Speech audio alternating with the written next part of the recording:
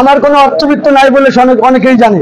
আমি নির্বাচনের মধ্যে ঘোষণা করেছিলাম মধুখালী উপজেলা পরিষদ দালাল মুক্ত, সন্ত্রাস মুক্ত, চাঁদাবাজ মুক্ত, মাদক মুক্ত মধুখালী হিসাবে আমি গড়ে তুলব।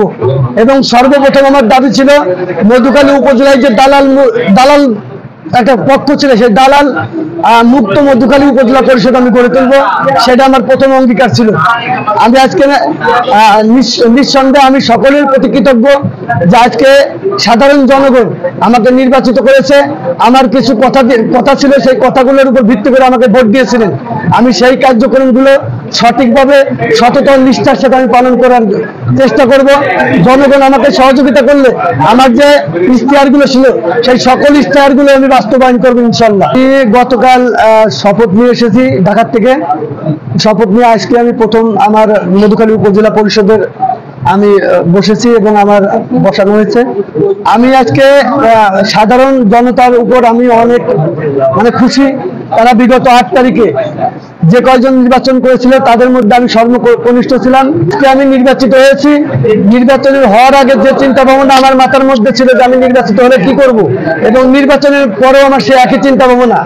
আমি যুবক সম্প্রদায় যারা আছে সেই যুবক সম্প্রদায় যাতে বেকার অবস্থায় না থাকে তাদের জন্য আমি কর্মসংস্থানের ব্যবস্থা করার চেষ্টা করব।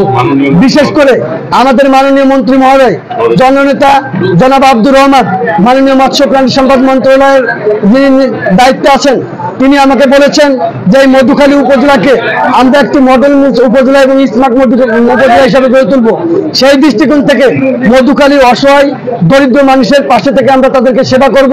পাশাপাশি এই এলাকার মানুষ যাতে বেকাররা কোনো বেকার না থাকে, যুবক সম্প্রদায় যাতে বেকার না থাকে, বিভিন্ন প্রশিক্ষণের মাধ্যমে তাদেরকে আমরা আত্মনির্ভরশীল করে তুলব।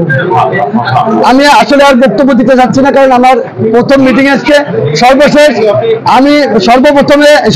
আমি এইটুকুই কামনা করি যে 1000 বছরের শ্রেষ্ঠ বাঙালি জাতির জনক বঙ্গবন্ধু শেখ মুজিবুর রহমান এই দেশকে যে নীতির মাধ্যমে সে কাজ করা শুরু করেছিলেন সেই কার্যক্রম আমরা বাস্তবায়ন করবো জননেত্রী শেখ হাসিনার মাধ্যমে। আমরা এই বাংলাদেশকে সোনার বাংলায় রূপান্তরিত করব এবং জননেত্রী শেখ হাসিনা যে স্মার্ট এবং উন্নত রাষ্ট্রের ঘোষণা দিয়েছেন, আমরা সকলে যদি ঐক্যবদ্ধ থাকি ইনশাল্লাহ আমরা 2035 সালের মধ্যে স্মার্ট ও উন্নত মধুখালী উন্নত বাংলাদেশ হিসাবে আমরা বিশ্বের বুকে বিশ্বের মানচিত্রে অবস্থান করব।